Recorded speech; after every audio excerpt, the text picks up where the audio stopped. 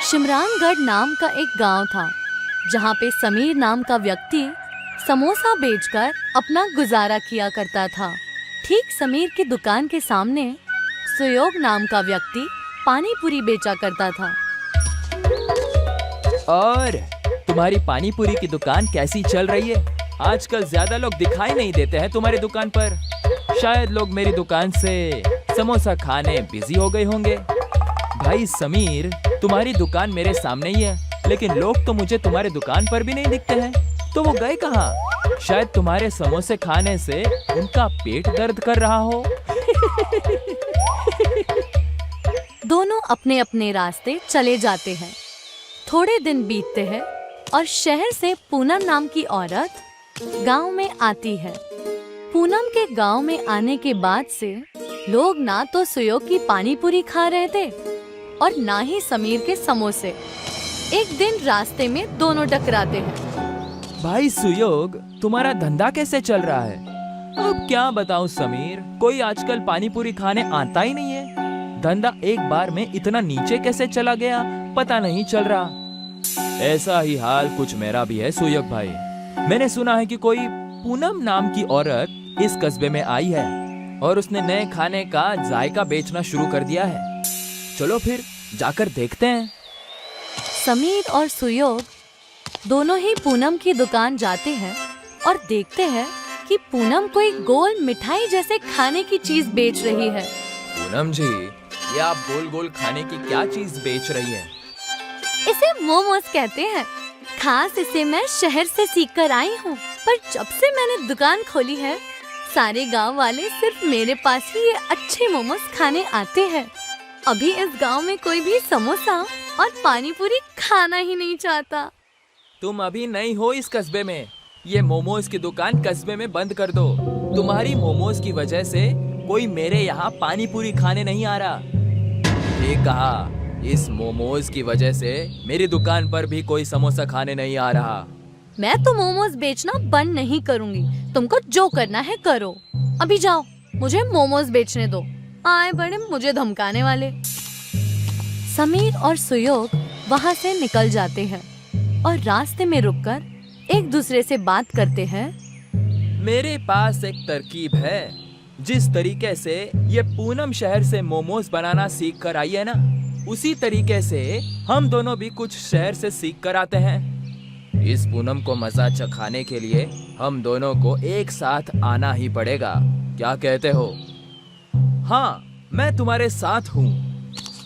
समीर और सुयोग शहर की तरफ निकल जाते हैं। बीच में उन्हें जंगल का रास्ता मिलता है।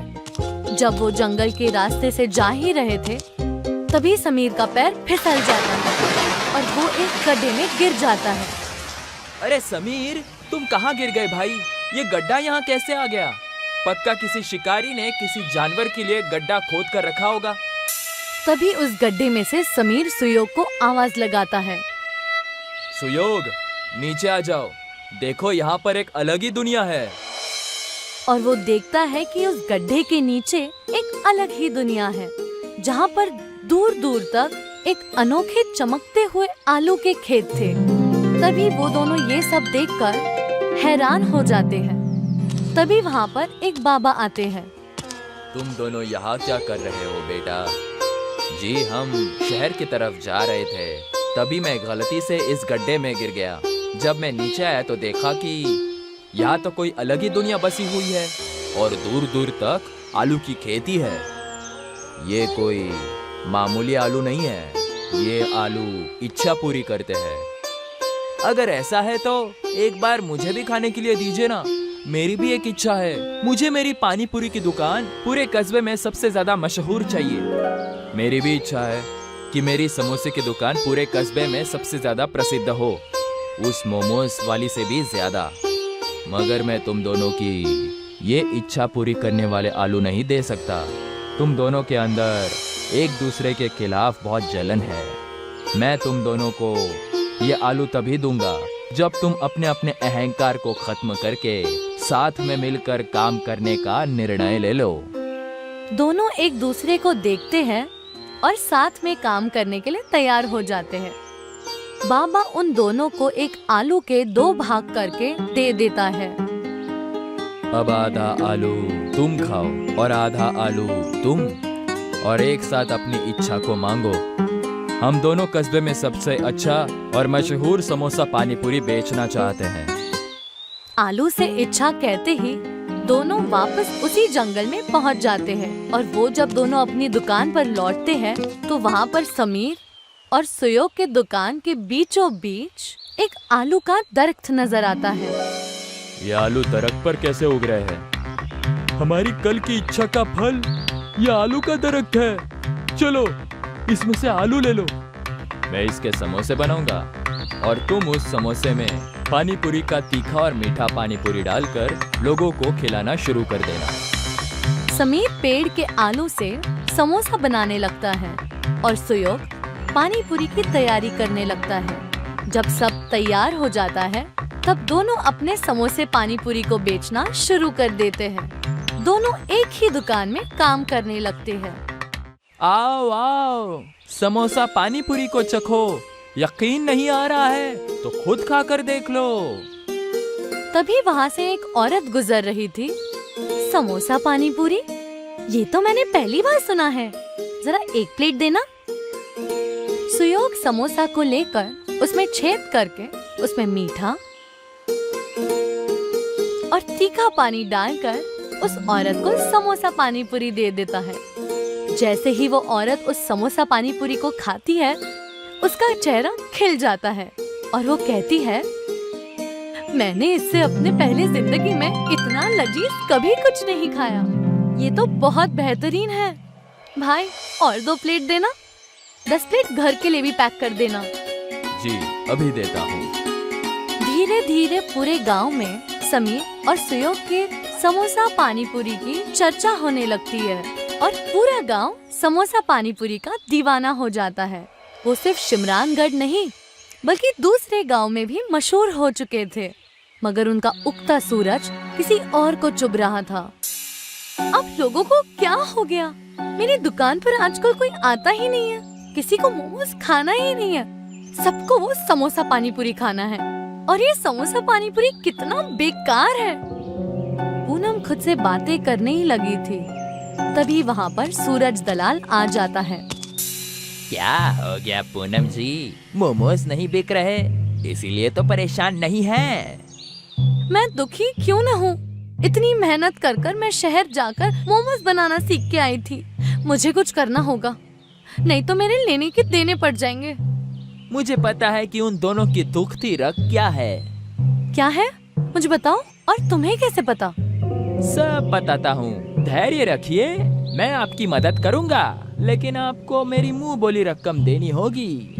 ठीक है बाबा। सूरज पूनम को आलू के पेड़ के बारे में बताता है और उसके साथ मिलकर समीर और सुयोग के समोसा पानी पूरी को और गांव से निकालने की तरकीब सोचता है। रात हो जाती है।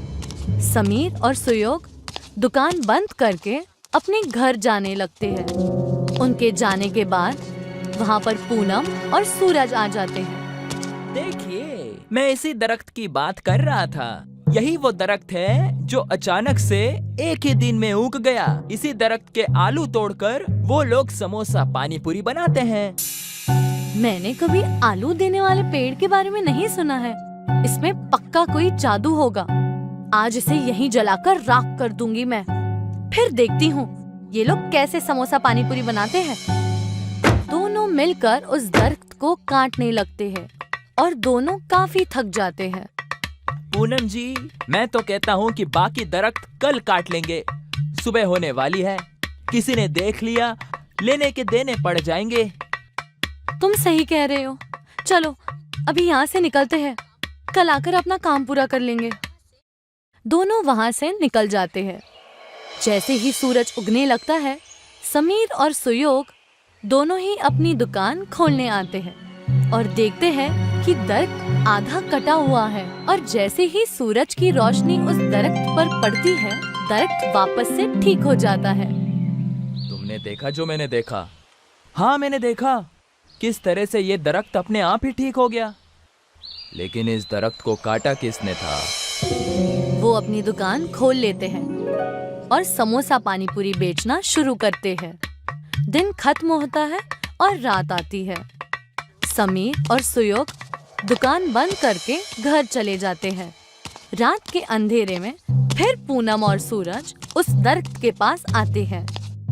अरे, ये दरख्त तो हमने कल आधा काटा था, ये फिर से ठीक कैसे हो गया? अब फिर से इसे काटना पड़ेगा। आप फिक्र मत कीजिए पूनम जी, मेरे पास दूसरा रास्ता भी है। इस पेड़ को जला देंगे, ना रहेगी बांस, ना जलेगी बांसुरी।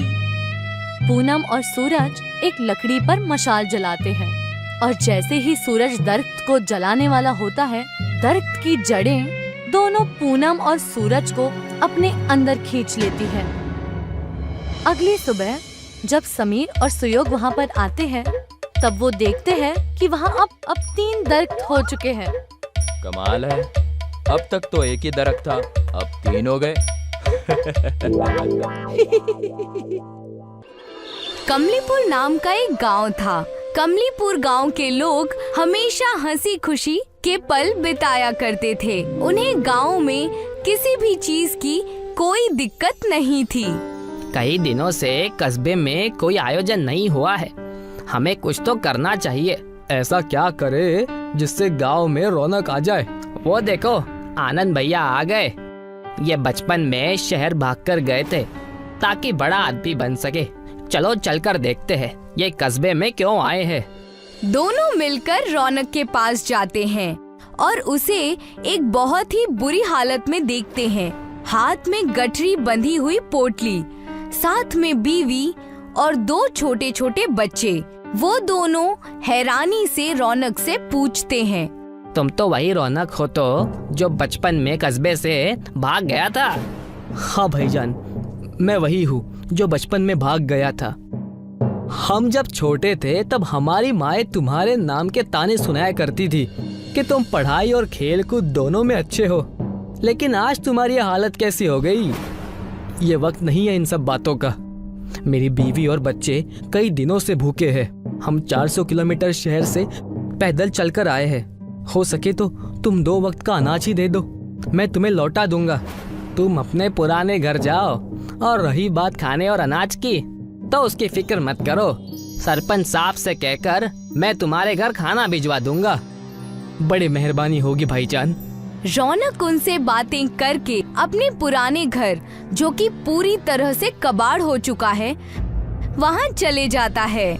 अजी, आपने उन्हें बताया क्यों नहीं कि हम शहर से भागकर क्यों आए हैं और हमारी मदद ये गांव वाले कब तक करेंगे? हमें कुछ न कुछ तो करना ही होगा ना जी। तो मैं उनसे क्या कहता? ये कहता कि शहर में कर्ज ज्यादा होने की वजह से हम वहाँ से भागकर आए हैं। जो हमें 2 वक्त का अनाज मिला है वो भी नहीं मिलता।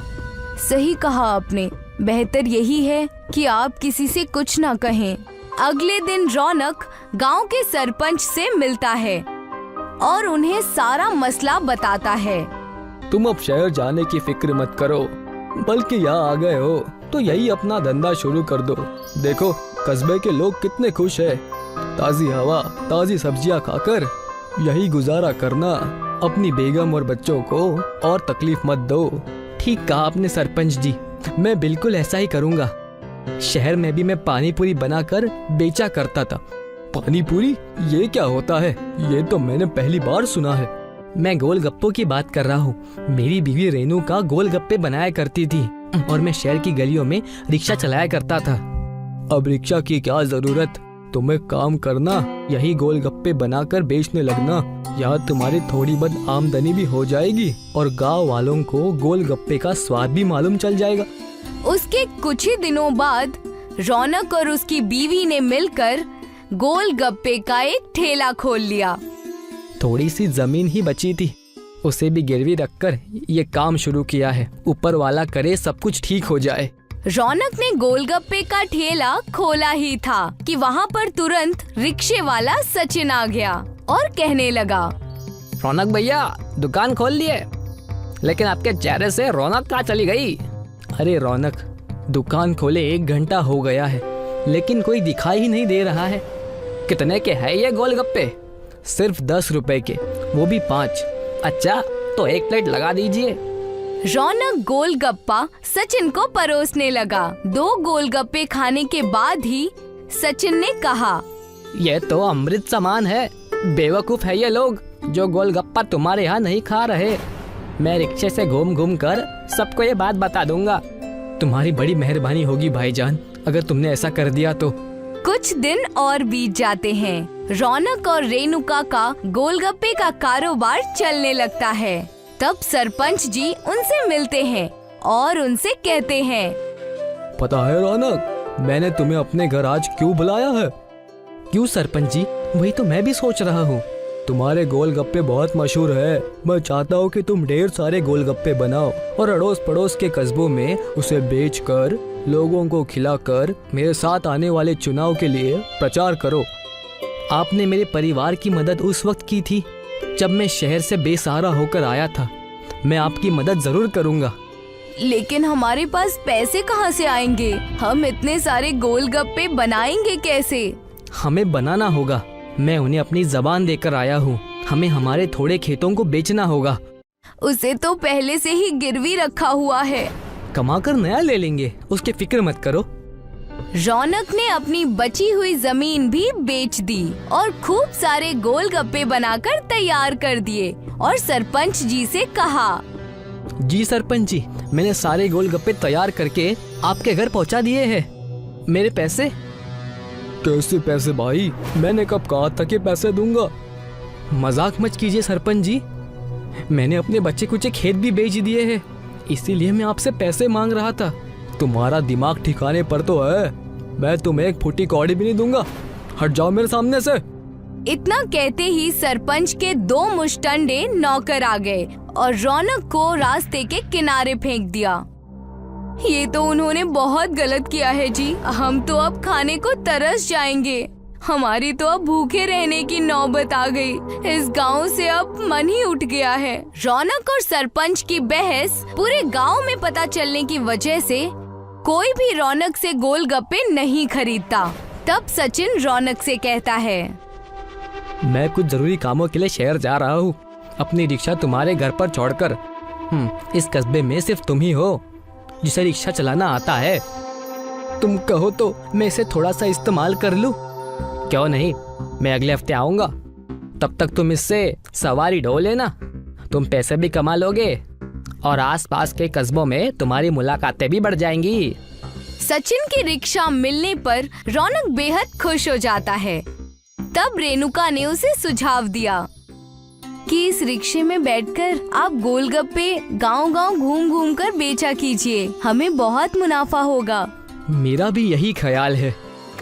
रौनक रेणुका के साथ मिलकर उस रिक्शा में सभी गांव-गांव घूमकर अपने बनाए हुए गोलगप्पे बेचने लगा। देखते ही देखते रौनक और रेणुका दोनों ही रिक्शा गोलगप्पे वाले के नाम से मशहूर हो गए।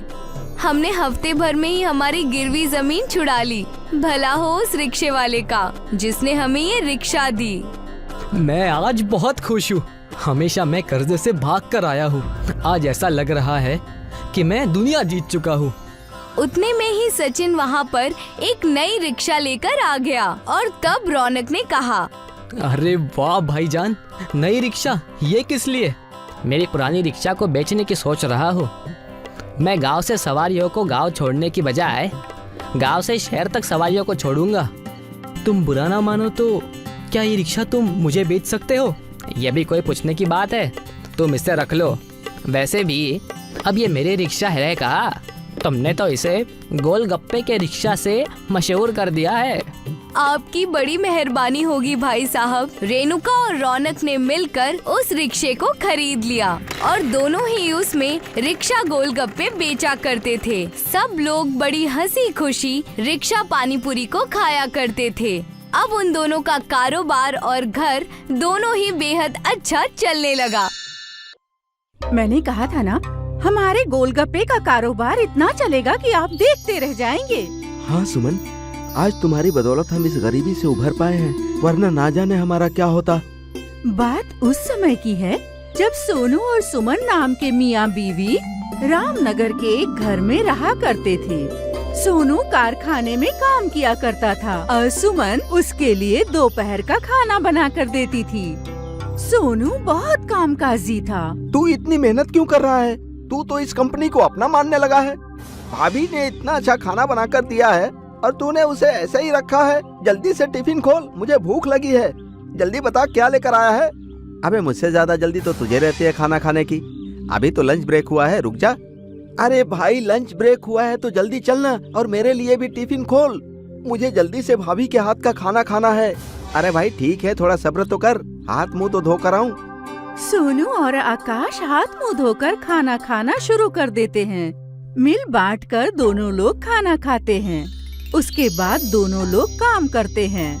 शाम को जब फुर्सत मिलती है तो आकाश सोनू से कहता है, अरे यार सोनू, आज का दिन कैसा रहा तेरा?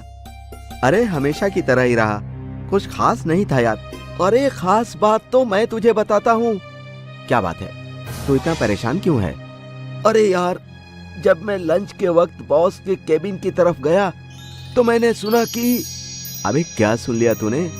क्या बॉस तेरी शिकायत कर रहा था जो परेशान हो रहा है तू?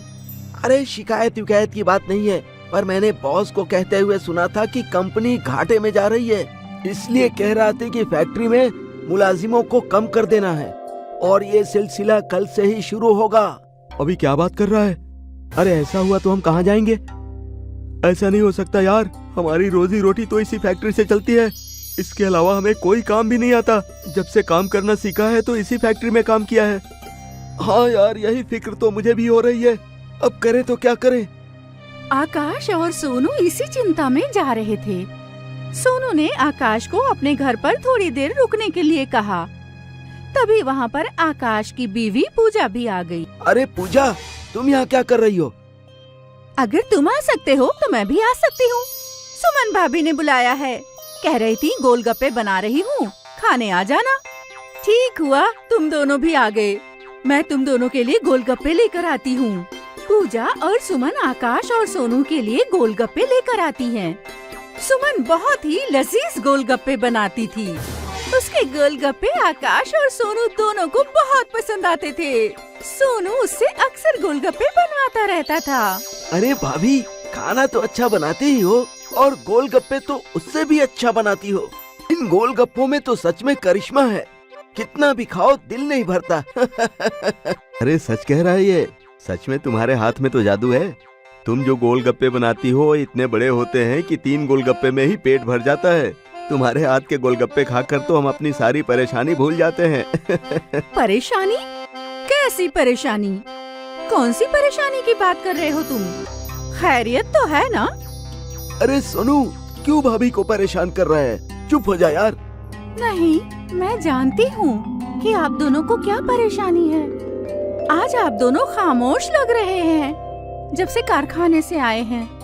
आकाश और सोनू अपनी बीवियों को ना चाहते हुए भी परेशानी बताने के लिए मजबूर हो जाते हैं और वो अपनी बीवियों को सारी बातें बता देते हैं, जिसकी वजह से दोनों की बीवियां भी परेशान हो जाती हैं। फिर कुछ दिनों के बाद वाकई वो कारखाना बंद हो जाता है। अब हम क्या करेंगे? आपका तो काम भी छूट गया है, धीरे धीरे रसद भी खत्म हो रहा है। हाँ, मैं काम की तलाश तो कर रहा हूँ, पर क्या करूँ, कोई काम ही नहीं मिल रहा है। अगर कोई काम नहीं मिला तो घर कैसे चलेगा? सुमन, बहुत भूख लगी है, कुछ खाने को हो तो दो। कुछ नहीं है खाने के लिए, बस 4 गोलगप्पे रखे हैं और थोड़ा सा पानी है। चलो तो उन्हीं को ले आओ, 2 तुम खा लेना, 2 मैं खा लूंगा। अब कल की कल सोचेंगे। सोनू और सुमन दोनों गोलगप्पे खाते हैं और आने वाले दिन के बारे में सोचने लगते हैं। तभी सुमन खड़ी हो जाती है। क्या हुआ? तुम गोलगप्पे खाते खाते खड़ी क्यों हो गई? अगर आपको ठीक लगे तो मेरे मन में एक ख्याल आया है। कैसा ख्याल? आप लोगों को ऐसा लगता है ना कि मैं गोलगप्पे लजीज बनाती हूँ, तो क्यों न मैं गोलगप्पे बनाकर बाजार में बेचना शुरू कर दूं। वैसे तरकीब तो तुम्हारी अच्छी है। गोलगप्पे खाना तो हर कोई पसंद करता है, पर उसके लिए पैसे कहाँ से आएंगे? आप फिक्र क्यों करते हो? आपने मेरे कानों के लिए बालियां बनवाई थी ना, वो किस दिन काम आएंगी? नहीं नहीं, तुम्हारे गहने में नहीं बेच सकता। जेवरात बुरे वक्त में काम आते हैं। जब खाने के लिए खाना नहीं बचा है तो इन जेवरों का क्या करूंगी मैं? सुमन और सोनू बालियां बेचकर गोलगप्पे बनाने का सामान ले आते हैं और सुमन अपने हाथों से गोलगप्पे बनाकर तैयार करती है। सोनू और सुमन उन गोलगप्पों को बेचने के लिए बाजार के लिए निकलते हैं। गोलगप्पे गोलगप्पे गोलगप्पे, तीखे मीठे गोलगप्पे, जायकेदार लजीज गोलगप्पे, आइए आइए, एक बार खाओगे बार बार आओगे। गोलगप्पे गोलगप्पे गोलगप्पे। बाजार में बहुत सारे गोलगप्पे वाले थे, इसलिए उनके पास कोई भी गोलगप्पे खाने नहीं आता, जिसकी वजह से 3 दिन तक उनके गोलगप्पे नहीं बिकते हैं। अरे यहाँ बाजार में हर तीसरी दुकान गोलगप्पे की है, हमारे गोलगप्पे तो बिक ही नहीं रहे हैं। अगर इसी तरह से चलता रहा तो ये कारोबार करके भी कोई फायदा नहीं होगा। मैंने इतने प्यार से गोलगप्पे बनाए और कोई खाने आ ही नहीं रहा है। ये तो बहुत गलत हो रहा है। अब हमारे घर का खर्चा कैसे चलेगा? सोनू और सुमन वहीं पर मायूस होकर बैठ जाते हैं। तभी उनकी नजर दुकान के बाहर एक बोर्ड पर पड़ती है। सुनिए जी, गौर कीजिए, इस बोर्ड पर क्या लिखा हुआ है? क्या लिखा है? दुकानदार की स्कीम लिखी हुई है। अगर हम भी अपने गोलगप्पे की दुकान पर पेशकश चालू करें तो हो सकते हैं हमारे गोलगप्पे भी बिकने शुरू हो जाए। जब तक लोगों को हमारे गोलगप्पे का स्वाद ही नहीं पता चलेगा तो वो खरीदार कैसे बनेंगे? मैं कुछ समझा नहीं। सुमन सोनू को सारी बात बताती है और सोनू कहीं से थोड़ा सा सामान लाकर सुमन को देता है। सुमन एक गोलगप्पे को बाहुबली गोलगप्पे का आकार देती है। अरे ये तो तुमने सच में एक बाहुबली गोलगप्पा बना दिया। अब तो इस गोलगप्पे को खाने के लिए हमारे पास हर कोई आएगा। इस बाहुबली गोलगप्पे के साथ मैंने एक बंदिश रखी है कि जो इस बाहुबली गोलगप्पे को खाएगा उसको 100 रुपए इनाम दिया जाएगा। सोनू जोर जोर से अपनी पेशकश को बाजार में सबको सुनाता है, जिसकी वजह से उसके बाहुबली गोलगप्पे को देखने के लिए भीड़ इकट्ठा हो जाती है। हाँ तो भाइयों सुनिए, जो इस बाहुबली गोलगप्पे को खाएगा उसे 100 रुपए इनाम दिया जाएगा। इस मुकाबले में जो जो हिस्सा लेना चाहता है वो इस तरफ आ जाए। ये बाहुबली गोलगप्पा जो खाएगा वो बाहुबली कहलाएगा। हाँ। सोनू के इस तरह से कहने पर भीड़ इकट्ठा हो जाती है और 2 लोग आपस में गोलगप्पा खाने की होड़ लगाते हैं, पर वो हार जाते हैं। उनकी देखा देखी उस बाहुबली गोलगप्पे को खाने के लिए और लोगों की भीड़ इकट्ठा होती है। अरे भाई, आपके यहाँ के गोलगप्पे बहुत लजीज हैं। हालांकि हम इस मुकाबले को जीते नहीं हैं, मगर फिर भी बहुत मजा आया बाहुबली गोलगप्पे खाने में। अरे यार सच में ये जनरल गोलगप्पे खा खा कर हम तो ऊब गए थे। अब ये बाहुबली गोलगप्पा बाजार में आया है, इसको तो देखते ही मुंह में पानी आ रहा है। अरे जनाब, खाकर देखिए, बाजार में सबसे अच्छा गोलगप्पा यही है। एक बार खाओगे तो बार बार यहीं पर खाने आओगे। क्या कह रहे हो जनाब? क्या ये गोलगप्पे सच में अच्छे हैं? अरे अगर मेरी बात पर यकीन ना हो तो खाकर देख लीजिए। जीत गए तो 100 रुपए इनाम है।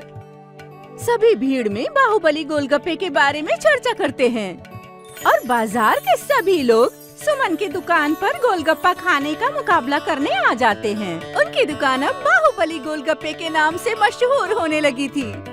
उसी बाजार में एक नत्थू पहलवान नाम का आदमी रहता था, जो सभी के गोलगप्पे मुफ्त में खाता था। वो सुमन की दुकान पर भी गोलगप्पे खाने के लिए आ जाता है। अरे ओ, नई नई दुकान खुली है, चल जल्दी से 5 प्लेट गोलगप्पे बना दे। जनाब गोलगप्पे तो मैं बना दूंगा, मगर हमारे यहाँ का बाहुबली गोलगप्पा खाकर बताइए। अगर आप ये गोलगप्पा खा लिए तो हम आपको साल भर फ्री गोलगप्पे खिलाएंगे। अरे बस इतनी सी बात है, तो चल एक काम कर, इस शर्त में एक चीज और जोड़ ले। एक नहीं, मैं 5 बाहुबली गोलगप्पे खाकर दिखाऊंगा, समझ गया?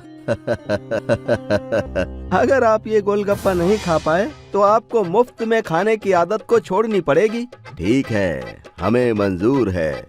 नत्थू पहलवान के सामने 5 बाहुबली गोलगप्पे रख दिए जाते हैं और नत्थू पहलवान बाहुबली गोलगप्पे खाने की जद्दोजहद करता है, लेकिन वो उसमें हार जाता है और वो अपनी शर्त के अनुसार मुफ्त में गोलगप्पे खाना छोड़ देता है। सभी सोनू को शुक्रिया कहते हैं और उसकी बहुत तारीफ करते हैं।